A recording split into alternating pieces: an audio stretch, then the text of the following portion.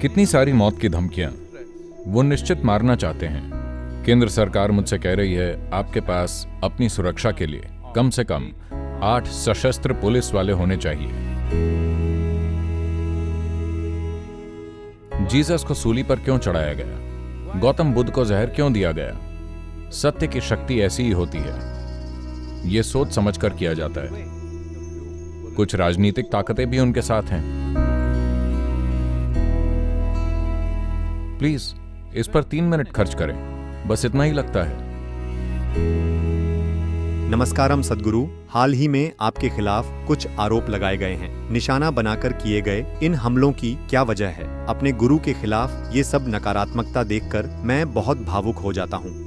अगर ये मेरे गुरु के खिलाफ होता तो मैं भी भावुक होता, पर ये मेरे गुरु के खिलाफ नहीं है तो मैं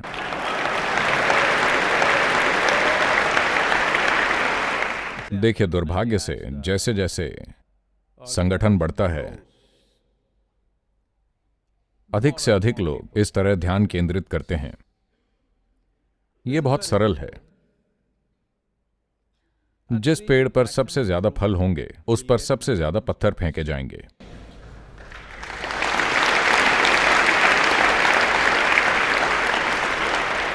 अगर यह बंजर पेड़ है तो कौन उस पर पत्थर फेंकेगा? क्योंकि पत्थर फेंकने में कुछ मेहनत लगती है ना?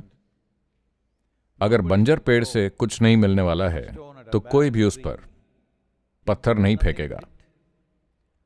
जहां बहुत सारे फल हैं वहां हर समय पत्थर फेंके जाते हैं। तो पिछले 30 सालों से लगभग एक दिन भी बिना ब्रेक के इस तरह का कुछ ना कुछ संभालना होता है। हर दिन यह लगातार चल रहा है। लगभग कोई भी चीज और हर चीज जिसका किसी आदमी पर आरोप लगाया जा सकता है, जो एक आदमी कर सकता है और नहीं कर सकता, हर चीज, ये चीजें चलती रहती हैं। मेरी चिंता बस ये है कि मुझे फर्क नहीं पड़ता। कुत्ते को भौंकने में मजा आता है, लेकिन अगर आप भौंकने वाले कुत्ते को ठीक से नहीं संभालते तो वो काट सकता है। हम नहीं चाहते कि वो हमें काटे। इससे हमारे काम पर असर पड़ेगा कई तरह से। संसाधनों, समय और ऊर्जा की बर्बादी होती है। इस कोर्ट में जाने, उस कोर्ट में जाने, चर्चा, वकीलों के साथ अंतहीन बहस और बकवास से बहुत सारे संसाधन भी बर्बाद होते हैं। और बहुत से लोग जो दूसरे काम करते, उन्हें अनावश्यक रूप से इनमें फोकस करना पड़ता है। दुर्भाग्य से बहुत से लोग, A whole lot of people, ये हर जगह होने लगा है, लेकिन भारत की बात करें तो बहुत से लोग इस काम में लगे हुए हैं। यानी उनका करियर इस बात पर निर्भर है कि वो कैसे किसी को नीचे गिरा सकते हैं। वो बस यही करते हैं। ये उनके लिए फुल टाइम करियर है। हर तरह के आरोप। हाँ, सच में मैंने 10,000 एकड़ जंगल की जमीन ले रखी है। कम से कम वो मुझे इतनी जमीन दे दें तो मुझे आरोप से कोई समस्या नहीं है। मुझे आरोप से दिक्कत नहीं होगी अगर वो मुझे 10,000 एकड़ जमीन दे दें। नहीं, उन्होंने हमें 1 इंच नहीं दिए। आपको ये समझना होगा कि ईशा फाउंडेशन को सरकार से इस पूरे देश में कहीं भी किसी भी जगह 1 इंच जमीन नहीं मिली है।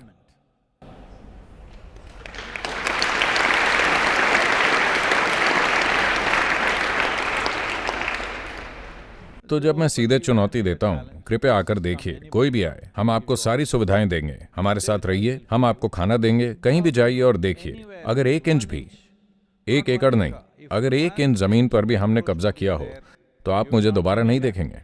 मैं चला जाऊंगा। आप मुझे ना तो देखेंगे ना ही सुनेंगे। सब खत्म। खैर, वो नहीं आएंगे क्योंकि वो जानते हैं ऐसा कुछ नहीं है।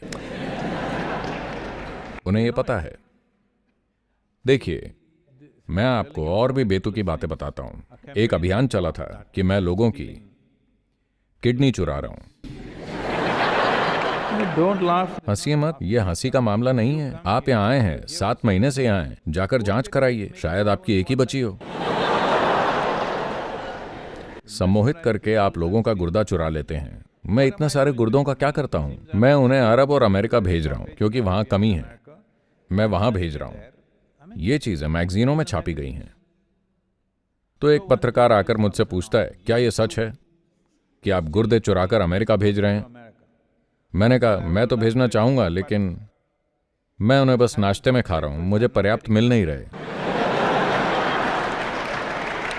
अभी ये सब मजाक जैसा लगता है, लेकिन फिर जो काम चल रहा था, कंस्ट्रक्शन और दूसरे काम, उसके लिए जब हमारे ट्रक मजदूरों को लेने आसपास के गांवों में जाते थे तो कोई आना नहीं चाहता था उस समय पर। क्यों? क्योंकि अगर आप वहां गए तो वो आपका गुर्दा चुरा लेंगे। तो मैं कह रहा हूं कि जो सबसे घटिया आरोप किसी पर लगाए जाते हैं वो बहुत ही सोच समझ कर किए जाते हैं। ये मत सोचिए कि ये सब हवा में उड़ता है और ये मजाक है। गुर्दा चुराना ज्यादातर लोग जानते भी नहीं कि उनका गुर्दा कहां है। हाँ, ये सच्चाई है। किसी आम आदमी से पूछिए, आपका गुर्दा कहां है? आपको लगता है वो जानते हैं? उन्हें लगता है यहां कहीं होगा। वो जानते हैं कि ये पेट के आसपास है, लेकिन ये नहीं जानते कि कहां है। तो गुर्दा चुराने की बात हो रही है। लोग यहां काम करने नहीं आना चाहते। तो बहुत कोशिश की गई उन्हें समझाने के लिए, उनका विश्वास जीतने के लिए, और धीरे धीरे फिर वो समझने लगे कि ये सब झूठ है। मैं कह रहा हूं, आप जानते हैं कितना प्रयास लगता है? मान लीजिए आपके मन में बैठ गया कि अगर आप साधना पद में आए तो आपका गुर्दा चुरा लिया जाएगा। तो पता है ये कितना मुश्किल होगा? अगर आप ये मान बैठे हैं, हाँ या ना? खैर, आपको अपनी जांच करानी चाहिए। तो ये हमेशा चलता रहता है। ये आज का मामला नहीं है, हमेशा। क्यों? किसी मंसूर को पत्थरों से मारा जाता है। क्यों जीसस को सूली पर चढ़ाया जाता है? क्यों गौतम बुद्ध को जहर दिया जाता है? क्यों आखिर क्यों किसी सुकरात को जहर दिया गया? सिर्फ इसलिए क्योंकि सत्य की ताकत ही कुछ ऐसी है। जब कोई व्यक्ति सत्य के कुछ पहलुओं की खोज शुरू करता है तो ये बहुत से लोगों को तकलीफ देता है जिन्होंने किसी और चीज में निवेश कर रखा है। ये उनकी रोजी रोटी को नुकसान पहुंचाता है, ये उनके अस्तित्व को नुकसान पहुंचाता है, तो वो इसके खिलाफ हो जाते हैं। अतीत में ज्यादातर समय वो आपको मार डालते थे, अब भी वो मारना चाहेंगे। ऐसा नहीं है कि उन्होंने कोशिश नहीं की, हम बस इसे दबा कर रखते हैं। कितनी सारी मौत की धमकियां हर जगह से, खासकर बांग्लादेश से। Okay?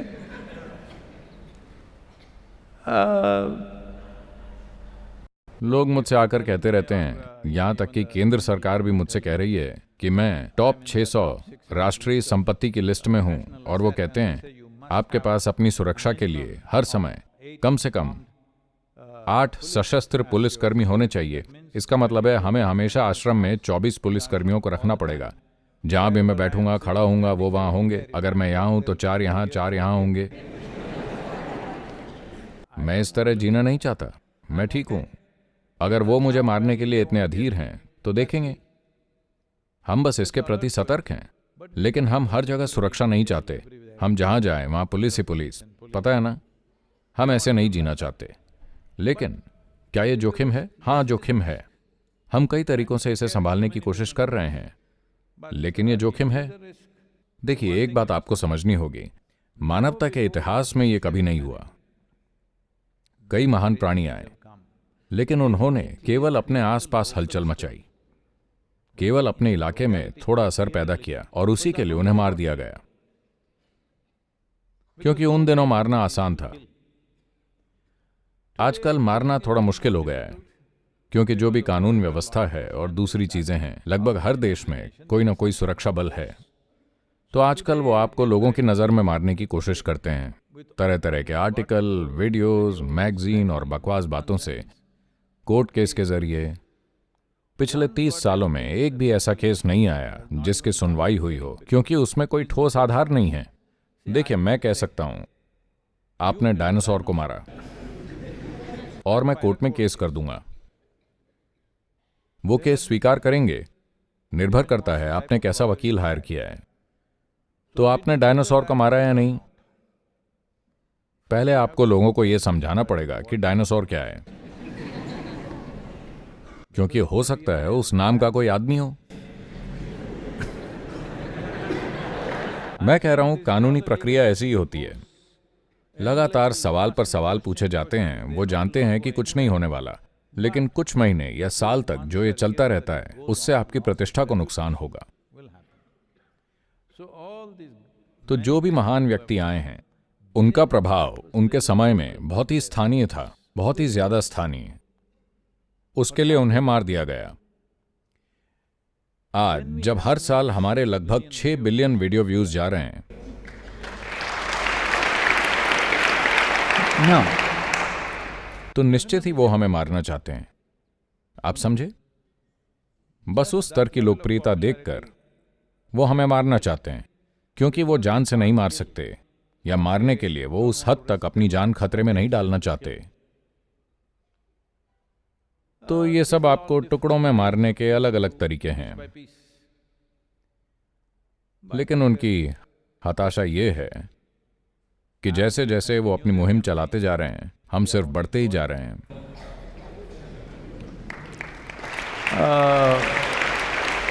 इस वृद्धि को मूल रूप से ऐसी चीज से शक्ति मिलती है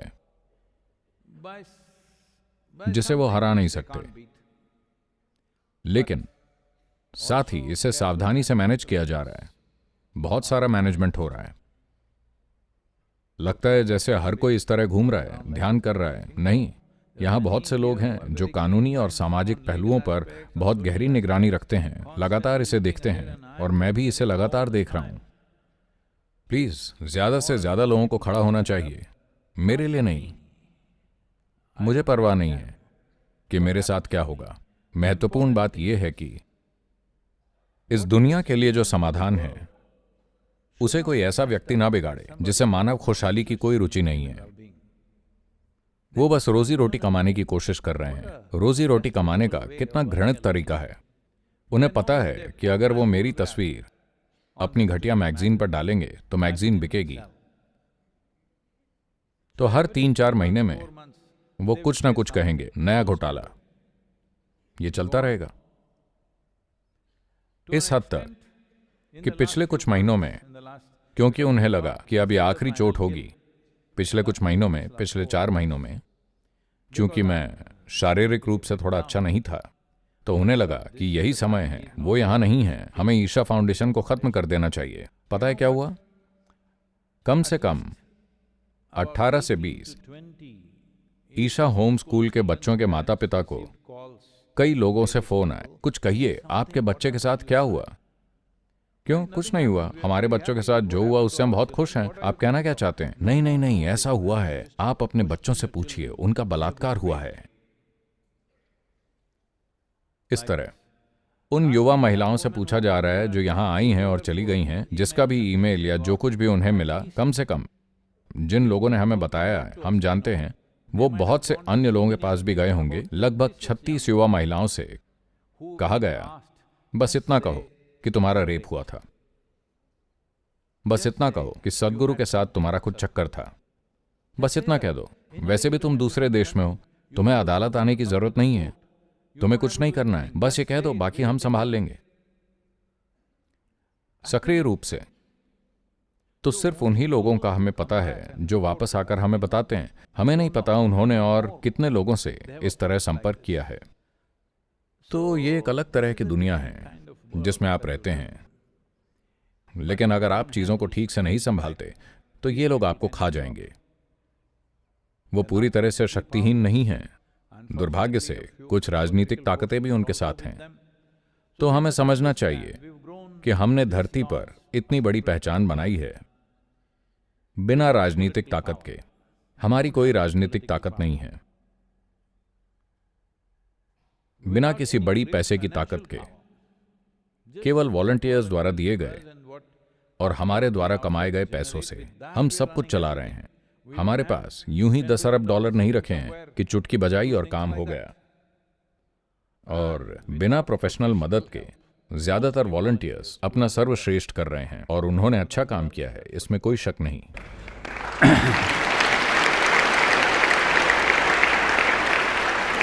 So, आप में से जो सोच रहे हैं अगर मैं सेवा करूंगा तो मेरी साधना चली जाएगी, अगर मैं साधना करूं तो मेरी सेवा चली जाएगी। पिछले 3-4 महीनों से मैं, कम से कम पिछले 3 महीनों से जब मैं अमेरिका में था, तो यहां कुछ लोग जिनके लिए यहां रात है और मेरे लिए दिन,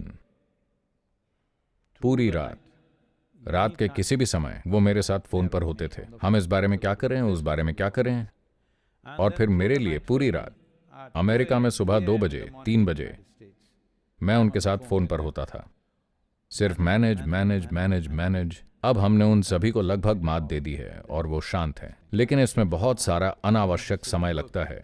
अगर आप उतना काम किसी सकारात्मक चीज में लगाएं तो बहुत कुछ होगा। दुर्भाग्य से इसमें हर दिन बहुत सारा समय और ऊर्जा लगती है, लेकिन मैं समझता हूं ये लोकप्रियता की पीड़ा है। आप में से और लोगों को खड़े होकर इन्हें संभालना चाहिए। 3 minutes. अगर आपको लगता है कि हम जो कर रहे हैं वो सार्थक नहीं है तो छोड़ दीजिए। जो आपको सार्थक लगता है, जो आपको अच्छा लगता है, अगर आप उसे इस दुनिया में नहीं बढ़ाते तो मैं चाहता हूं कि आप समझें कि तब आप बुराई के स्रोत हैं। वो अपना काम कर रहे हैं, आप कुछ नहीं कर रहे हैं। Hello? वो लोग कम से कम अपना काम कर रहे हैं, उनका जो भी बुरा काम है आप वो भी नहीं कर रहे हैं। ये बेवकूफी है ना? जिसे आप अच्छा मानते हैं, प्लीज उस पर 3 मिनट खर्च करें, बस इतना ही लगता है। आप नहीं कर सकते? कल से मैं देखता हूं 1000 ज्यादा ट्वीट होने चाहिए।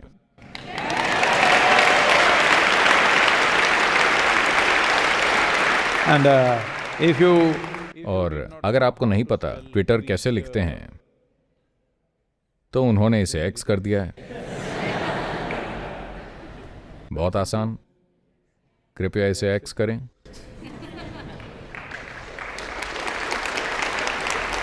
सवाल ये था कि आप खुद को कैसे संभालते हैं। यही वो बात है।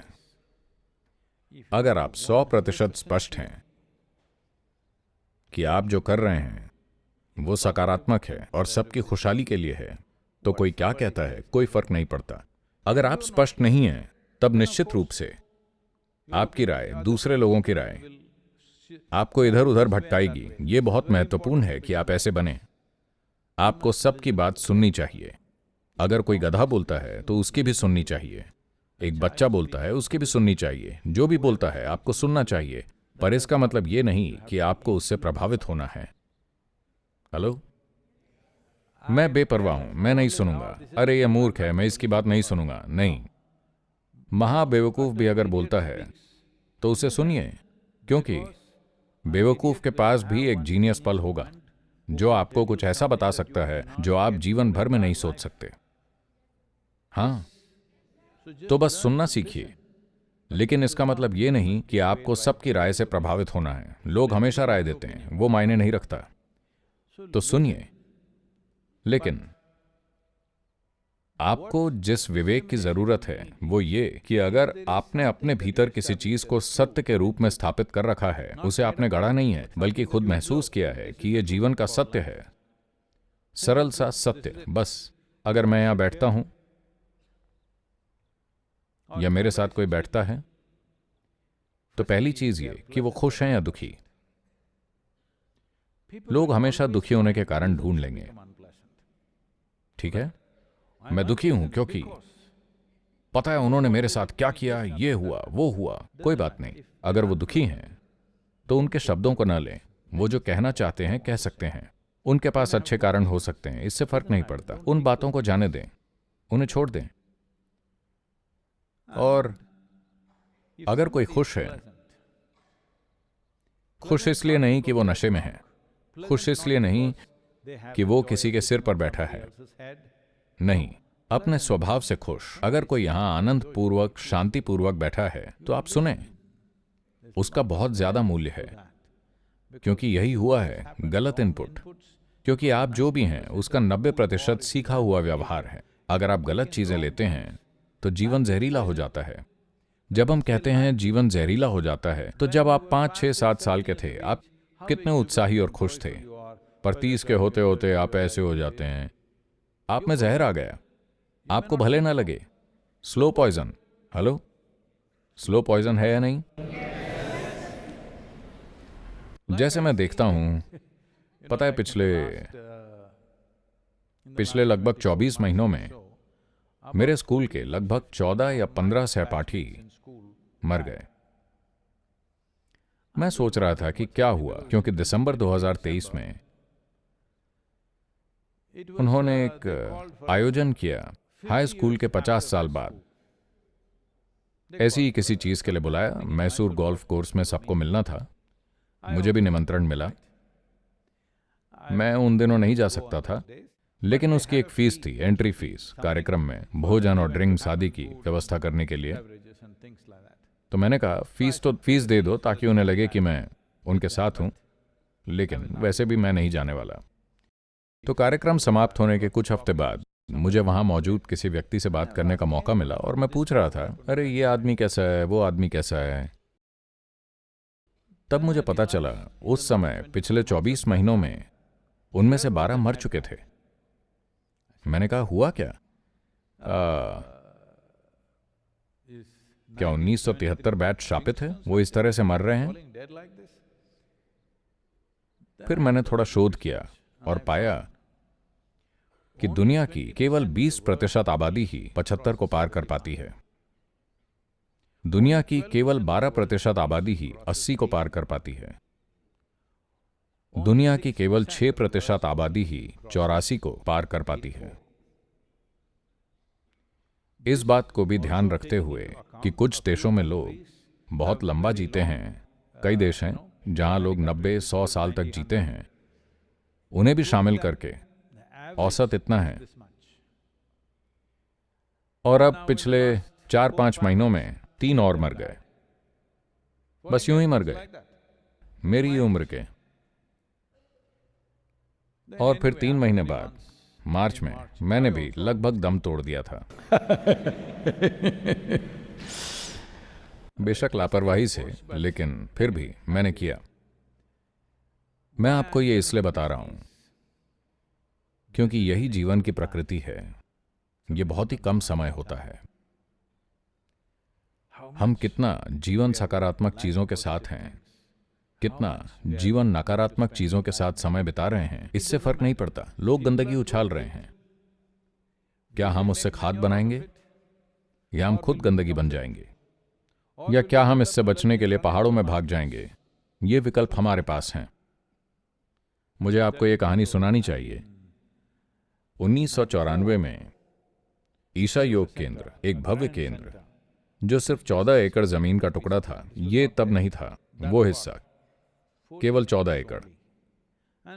और हमारे भव्य केंद्र में एक बड़ी झोपड़ी थी जो गिरती रहती थी और हम उसे खड़ा करते रहते थे। अब वो झोपड़ी वहां कैवल्य कुटीर में बदल गई है। ये सिर्फ एक बड़ी झोपड़ी थी जो इस तरह से खड़ी थी क्योंकि सब कुछ कैशोरीना खंभों से बना था। वो ऐसे झुक जाते थे, हर बारिश में वो ढह जाते थे और हम फिर उन्हें खड़ा करते। हम वहीं रह रहे थे। केवल महिलाओं के लिए बाथरूम था, पुरुष जंगल में जाते थे। ये योग केंद्र था। लेकिन तब तक कोयंबटूर शहर में चर्चा होने लगी थी, हर कोई बात कर रहा था योग योग योग की। तो कुछ प्रमुख लोग, उनमें से लगभग 100 लोग कोयंबटूर शहर में मिले और उन्होंने बिल्कुल यही शब्द कहे, ये योग एक बीमारी की तरह फैल रहा है, हमें इस बारे में कुछ करना चाहिए।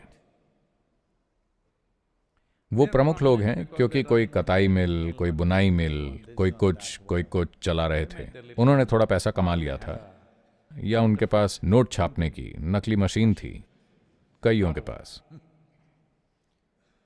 तो ये समाज के प्रमुख स्तंभ हैं।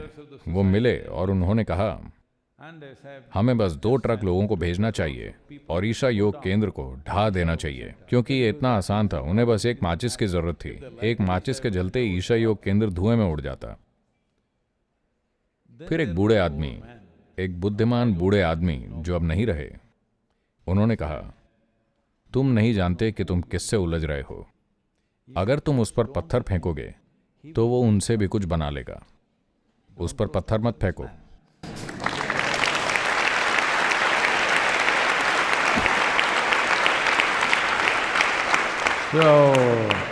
हर आरोप, हर विवाद जो वो पैदा करते हैं, हमने उनका उपयोग अधिक प्रभावशाली बनने, अपने लोगों को मजबूत करने के लिए किया है। क्योंकि लोग ऐसे हैं, जब तक कोई संकट नहीं आता वो सुस्त हो जाते हैं। क्या आप भी ऐसे हैं? यही आपको बदलना है। आपको सक्रिय होने के लिए संकट की जरूरत नहीं होनी चाहिए। आपको अच्छे समय में सक्रिय होना चाहिए, तभी सबसे अच्छी चीजें होंगी। युद्ध आता है तब मैं बिल्कुल सक्रिय होता हूं। नहीं, युद्ध यानी आजकल ये देशों के बीच होता है, जनजातियां नहीं रहीं। तो अगर युद्ध होता है तो आप देश के लिए मरने को तैयार हैं।